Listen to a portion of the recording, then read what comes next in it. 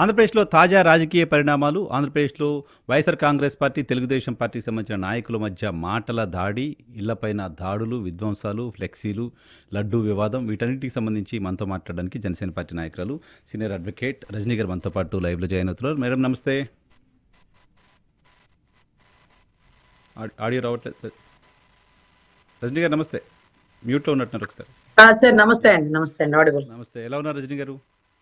Sir fine sir, thank you. Andhra Pradesh రాష్ట్రం ఎలా ఉంది? ఆంధ్రప్రదేశ్ రాష్ట్ర సంగతి తెలియదు కానీ సార్, గుంటూరు మాత్రం చాలా విధ్వంసం జరుగుతుంది సార్. కొట్టుకునే పరిస్థితి, తగలబెట్టుకునే పరిస్థితి, కొత్త కొత్త సాంప్రదాయాలు, కొత్తగా చట్టవిరుద్ధమైన కార్యక్రమాలు, ఇవన్నీ దగ్గరుండే ప్రోత్సహిస్తున్నటువంటి పోలీస్ వ్యవస్థలు, నాయకులు, what ever it may be sir, తప్పుని తప్పు అనే ధైర్యం వ్యవస్థలో ఎవరికి లేదేమో అని అనిపిస్తుంది. అంటే ఎవరి పర్సెప్షన్లో వాళ్ళు మేము కరెక్ట్ అని చెప్తున్నారండి.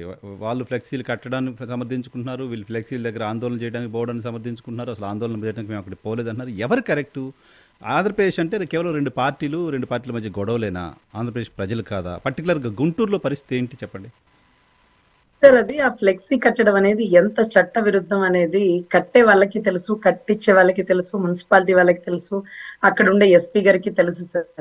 సరే, ఎంత దారుణం అంటే అసలు SIT CID case, CBI case investigation part లో ఉన్నప్పుడు as an part of the investigation మనం అలా ఫ్లెక్సీ కట్టి వాళ్ళ కింద బొమ్మలు వేసినారు సార్. ఏది నిజం, ఏది అబద్ధం, ఏది పాపం అంటూ వేసేసినారు ఫ్లెక్సీలు. సో అతని ఓటింగ్ అనేది ఇండివిజువల్ గా 40% ఓటింగ్ ఉంది.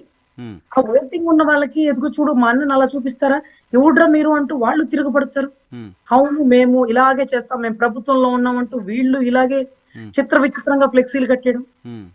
నేను ఓపెన్ గా చెప్పినాను, ఆ ఫ్లెక్సీ కట్టడం తప్పు, అది తీసేయండి, దానివల్ల కొట్టుకు చచ్చిపోతున్నారు. ఒకవేళ వాళ్ళు తగల పెడతారు, ఆ ఫ్లెక్సీని చించేస్తారని మీరు అనుకుంటే బందోబస్తు పోలీసుల్ని విజయవాడ నుంచి తెప్పించుకోండి. కానీ మీరు కర్రలు పట్టుకునే సాంప్రదాయాన్ని ప్రోత్సహించకండి. ఎవరు అసలు ఫ్లెక్సీ కట్టింది ఎవరు? కర్రలు పట్టుకొని తిరిగింది ఎవరు సార్? ఒక్కొక్కరు ఒక్కొక్క శాఖ చైర్మన్లు సార్, తర్వాత అక్కడ ఉండే కార్యకర్తలు, మీరు విజువల్ లో చూడొచ్చు, వాళ్ళందరి చేతుల్లో కర్రలు ఉన్నాయి. ఈ కర్రలు ఉన్నా తప్పులేదు సార్, కానీ పక్కనే పోలీసులు ఉన్నారు. పోలీసులు లేనప్పుడు ఎవరైనా కర్రలు పట్టుకొని తిరిగి ఇదిగో మా వీరోచిత కార్యక్రమాన్ని హెచ్చరిస్తుంటారు.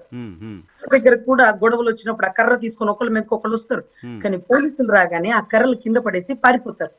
ఆ ఒక భయం ఉంటది, పోలీసు వాడు అంటే ఆ యూనిఫామ్ చూస్తేనే భయం ఉంటది. ఆ భయం కూడా లేకుండా పోలీసు వాళ్ళ పక్కన కర్రలు పట్టుకొని నుంచుంటే మరి పోలీసు వాళ్ళు ఎవరు? అదే కదా, శాంతి భద్రతలు కాపాడాల్సి కర్ర లాఠీ పోలీస్ చేతిలో ఉండాలి. Yes sir, exactly. లాఠీ అనేది పోలీస్ చేతిలో ఉండాలి. దాన్ని మార్చకండి, మీరు చేత్తో పట్టుకోకండి. ఒకవేళ అంబటి రాంబాబు గారు తప్పు చేశారు, తప్పు మాట్లాడారు, తండ్రి సమానులైనటువంటి చంద్రబాబు గారిని అలా అని ఉండకుండా ఉండాల్సింది, అయినా సరే తప్పు. అక్కడి నుంచి చిల్లీస్ సార్, ఆ ఇన్సిడెంట్ జరిగింది చిల్లీస్ దగ్గర, అది గోరంట్ల సెంటర్ అంటారు. అక్కడి నుంచి నల్లపాడు పోలీస్ స్టేషన్ 5 నిమిషాలు సార్, 5 నిమిషాలు డైరెక్ట్ రోడ్డు. అక్కడి నుంచి అక్కడికి ఆయన అరెస్ట్ చేసి ఉండొచ్చు. అదే కారుతో మీరు ఇటు తిప్పండి సార్ అంటే వెళ్ళిపోతారు, ఎందుకంటే అతను కూడా ఒక న్యాయవాది, అతనికి సబ్జెక్ట్ తెలుసు. కానీ వాళ్ళ ఇంటికి వెళ్ళి వాళ్ళ ఇళ్ళ దగ్గర అందరూ అసలు ఆ నియోజకవర్గ ఎమ్మెల్యే గారు సార్ మేము దాడి చేస్తాం అంటూ ఆవిడ మాట్లాడిన స్టేట్మెంట్, వారి భర్త గారు, వారి వర్గము అందరూ వెళ్ళిపోయి, టీడీపీ వాళ్ళందరూ వెళ్ళిపోయి ఇల్లంతా ముట్టడి చేస్తే సార్, ఇది ఎప్పుడూ ఉండే సాంప్రదాయం సార్. ఎందుకంటే నిరసన అనేది ఒకందుకు షామేన కింద జరుగుతుంది, అది ఒక ఉద్యమం లాగా. కొంత దాటితే ముట్టడి చేస్తారంటారు. అంటే మీరు చూసారా, కొంతమంది ఉద్యోగస్తులు సెక్రటేరియట్ ముట్టడి అంటుంటాం, మనం వినుంటాం కదా. సో సెక్రటేరియట్ ముట్టడి, తెలంగాణ ఉద్యమం కోసం అసెంబ్లీ ముట్టడి, ఇవన్నీ విన్నాం. కానీ తగలపెట్టే సాంప్రదాయం లేదు సార్. గత గవర్నమెంట్ లో జగన్ గారు కూడా టీడీపీ కార్యాలయాన్ని వాళ్ళ వర్గం ముట్టడి చేసి రాళ్లేసి కొట్టే సాంప్రదాయం లేదు. అవసరమైతే వాళ్ళ ఇంటికాడ కూర్చొని ధర్నా చేయాలి, మీరు పార్టీ ఆఫీస్ దగ్గర కూర్చొని ధర్నాలు చేయాలి, బయటికి రానికూడదు. ఇది కార్మికులు చేస్తారు చూసారా, మీకు తెలుసో లేదో, కార్మిక చట్టాల్లో లాకౌట్లు అంటారు. అప్పుడు కార్మికులు కూడా ఇలా తిరగబడరు సార్, ఇలా రాళ్ళేసి నిప్పులేసి, పాపం అలా చేయరు కదా, వాళ్ళకి శాంతియుతంగా చేయాలి కదా. నిరసన అనేది రైట్ ప్రజాస్వామ్యంలో, బట్ అది రైట్ ఎవరికి లేదు, దాడి చేసే రైట్ ఎవరికి లేదు. 100% సార్. స్ట్రైక్ అనేది మన ఫీట్.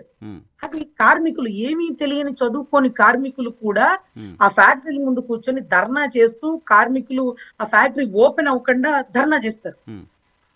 వాళ్ళకున్న కనీస ఇంకిత జ్ఞానం కూడా లేకుండా ఉమ్, పార్టీ కార్యాలయం మీద రాళ్లేసి కొట్టినారే జగన్ గారి గవర్నమెంట్ అంటూ మనం ఆ రోజు నిలదీసినాం. ఉమ్, అవును. అప్పుడు ఆయన చెప్పారు, మీరు నన్ను బోషాడికేనో ఇంకోటో తిట్టారు, మా కార్యకర్తలకు బీపీలు వచ్చినాయి అన్నారు. ఉమ్, మీకు బీపీలు వస్తే మీరు బీపీ బిళ్ళలు వేసుకోవాలి, కానీ మీరు కార్యాలయాన్ని ముట్టడి చేసి రాళ్లేసి కొట్టి ఏం సందేశం ఇస్తున్నారు అంటూ మనం ప్రశ్నించాం. అవును. ఎందుకంటే యాజ్ అన్ అడ్వకేట్ అది ప్రజాస్వామ్య విరుద్ధం కాబట్టి. ఉమ్. ఎవరు చేసిన ఈ తప్పేది? రోజు ఉమ్, 10 అడుగులు ముందుకేసి ఉమ్, క్షమాపణ చెప్పిన వాడిని ఉమ్, అలా అనకుండా ఉండాల్సింది. ఉమ్, నా వయసుకు తగ్గ మాట కాదు, ఉమ్, అనుచితంగా వచ్చింది, వాళ్ళక్కడ నన్ను రెచ్చగొడితే అనింది, కానీ స్వయాన చంద్రబాబు గారు అనింది కాదు అని ఉమ్, స్వయాన రాంబాబు గారు చెప్పడం జరిగింది. అవును. కారణం ఏంటంటే ఆ మాట చెప్పింది మనం అడిగితే కాదు, తనంతట తానే ఒక మీడియాను పిలిపించి బయటికి ఇంటికి రాగానే చెప్పి అవును. ఆఫీస్ లోకి వెళ్ళిపోయారు. ఒకవేళ అరెస్ట్ అయితే చెప్పండి, నేను నల్లపాడు పిఎస్కి వస్తానన్నారు. అవును. ఇంత విధ్వంసం జరుగుతుందని ఎవ్వరు ఎక్స్పెక్ట్ చేయలేదు. అరెస్ట్ చేస్తారు అనేది అందరికీ అందిన వార్త. అవును. కానీ ఎంత ధైర్యంగా కార్లు పగలకొట్టి నిప్పులు పెట్టి ఇంట్లో వేసి, అసలు కార్కి నిప్పు పెట్టారు సార్. కార్లు పెట్రోల్ ట్యాంక్ ఉంటది, కార్ మొత్తం పేలిపోతే ఇంట్లో మనుషులు ఉన్నారు కదా, ఇంట్లో మనుషులు ఉన్నారు కదా.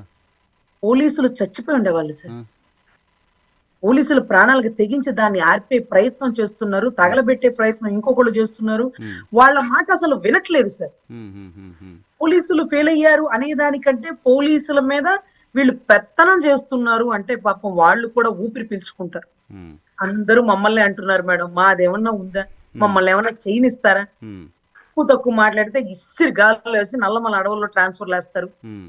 అని వాళ్ళు మాట్లాడుతున్నది చూస్తుంటే చాలా ఆశ్చర్యం.